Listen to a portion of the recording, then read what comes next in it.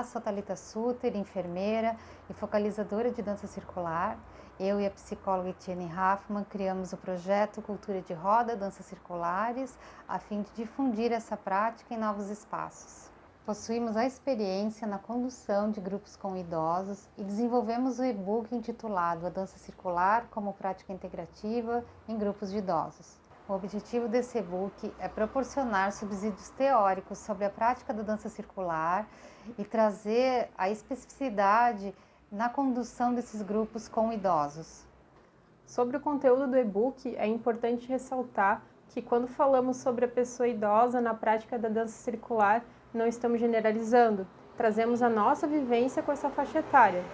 Os grupos a que nos referimos, eles são formados na cidade de Blumenau, Santa Catarina, e são constituídos por idosos que não tiveram experiência prévia com a dança circular, como, por exemplo, grupos de idosos de unidades básicas, clubes de mães, grupos de convivência, entre outros. E ainda assim, cada idoso tem sua experiência singular na roda.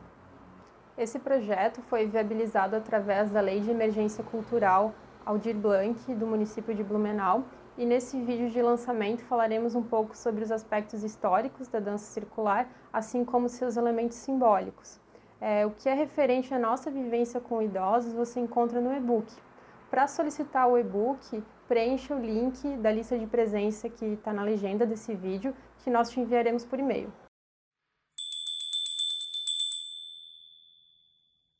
Falando um pouco da história, então, a dança é uma forma de arte que dispensa materiais, depende somente do corpo. Sendo assim, ela é uma forma de expressão, uma manifestação cultural das mais antigas, e está presente em todas as sociedades. O homem primitivo ele já representava, através da dança, tudo que lhe era importante. Então, podemos dizer que ela é uma manifestação da própria vida humana. Um exemplo de que ela esteve sempre presente são as pinturas rupestres, que representam homens dançando, como esse exemplo que eu trouxe na imagem. Quando o homem começou a se reunir com outros para dançar, surgiram as cerimônias para os seus deuses, os rituais, depois as celebrações, etc. No caso específico da dança em roda, embora algumas tribos os integrantes dançavam individualmente, outras começaram a dar as mãos e formar um círculo, o que levou à necessidade de uniformidade dos passos. Essas danças em roda reuniam pessoas em prol da comunidade. Aconteciam em eventos de celebração, como casamentos, em rituais, preparação para o trabalho, entre outros. Podemos dizer, então, que elas refletiam a necessidade de união entre aquelas pessoas. Nesse caso, as danças em roda estão presentes na história da humanidade também como uma manifestação da cultura dos povos, do seu modo de vida, tanto no simbolismo dos passos quanto na música, além de ser extremamente importante para a formação e o desenvolvimento dos grupos sociais. Aqui eu trouxe a pintura famosa A Dança, do francês Henri Matisse, em que ele escolheu representar a dança em forma circular, e esse desenho ao lado de Bernard Vosin, representando a dança em roda na Macedônia, na Grécia. Bernard Vosin é considerado o pai da dança circular. Ele era um teólogo luterano de origem alemã, também bailarino, coreógrafo, ator, desenhista e pintor. Esse artista viajou por toda a Europa em busca de danças e músicas em aldeias remotas. Então ele fez todo um trabalho de pesquisa, tomado pelo interesse nas formas e simbolismos dos movimentos dessas danças. Isso nas décadas de 50 e 60. Ele buscava aprender não somente os passos das danças, mas o sentido deles para aquele povo, assim como seus rituais e celebrações.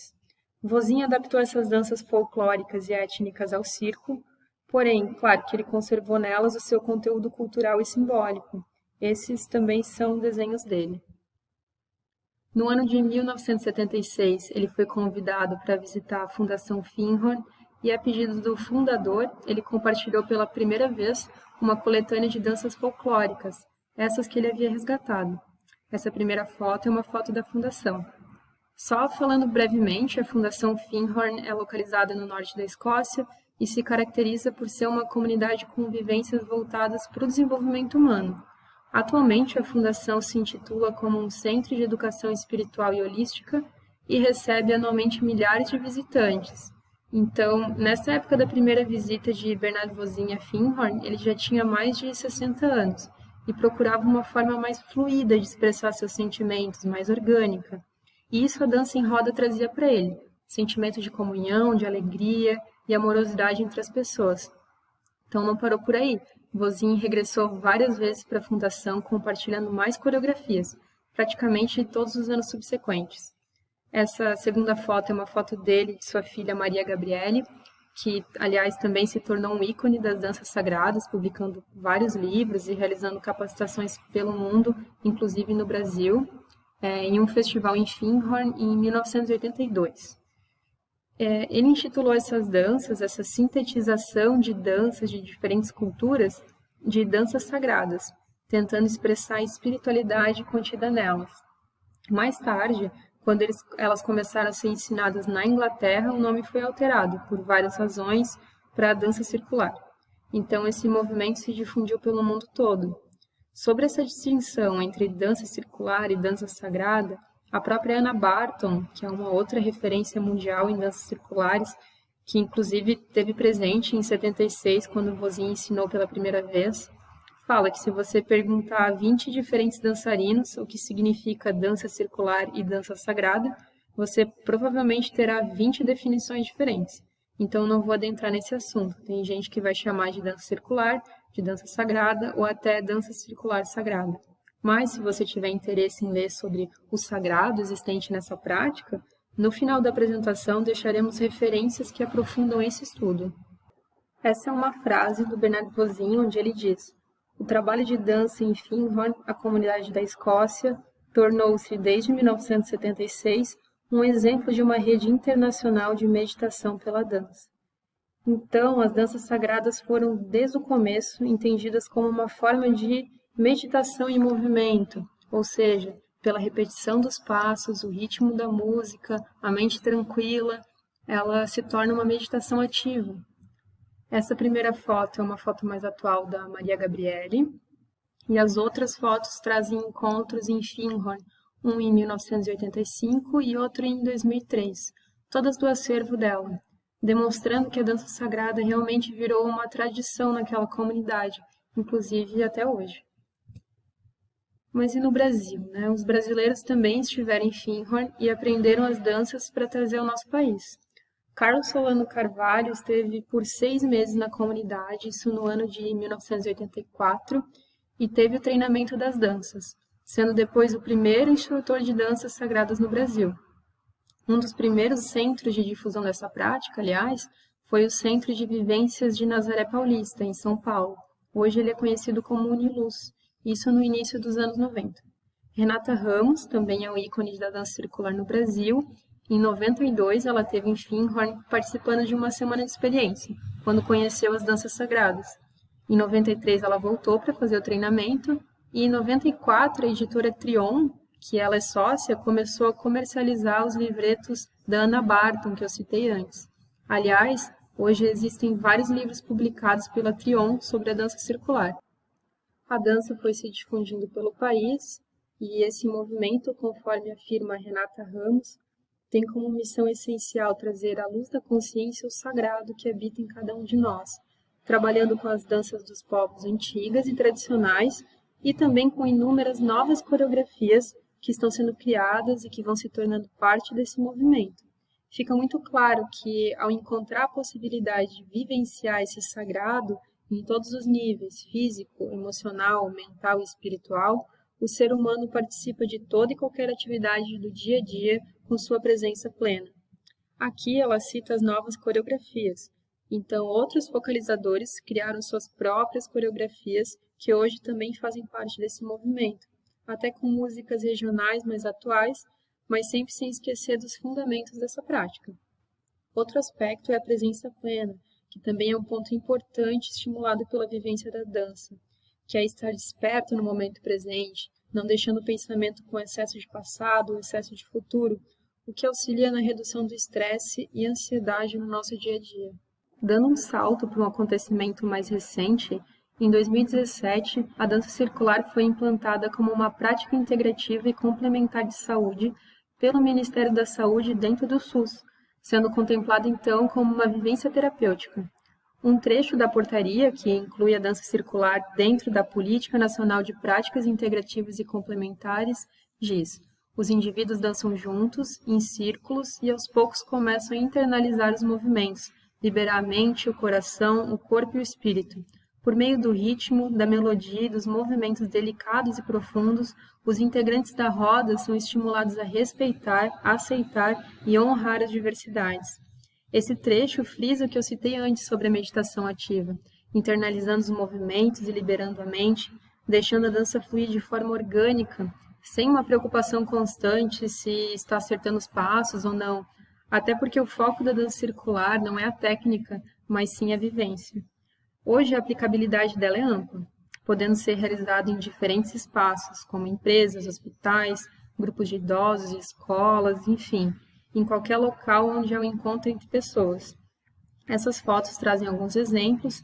Uma foi tirada com um grupo de idosos em uma unidade básica de saúde e a outra em um hospital com funcionários do local.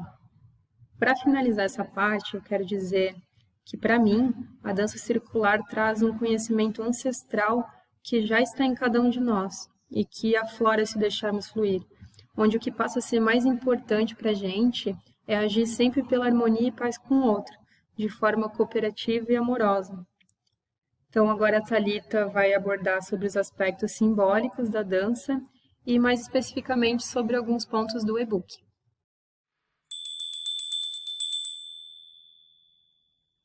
A dança possibilita a comunicação de ideias, imagens, símbolos, personalidade e sentimento em forma de movimento. O círculo é um dos símbolos mais antigos expressados pela humanidade ao longo da história. Representa a totalidade em todos os aspectos, a unificação e o tempo, sem meio e sem fim, a eternidade. Em algumas culturas, ele representa o aspecto mais importante da vida, a iluminação. São encontrados em todo o mundo infinitas imagens circulares e elas estão presentes até hoje no nosso cotidiano. A dança em círculo unifica todos os indivíduos, aproximando pelo reconhecimento de unidade em movimento e harmonia grupal. Esta configuração também nos retrata numa mesma condição humana, sem hierarquia ou desigualdades, somos todos um. O centro do círculo é considerado por Rosin como símbolo da força da criação divina, que flui incansavelmente para o que é agora, e também considerado o princípio, a energia que emana e o ponto de junção.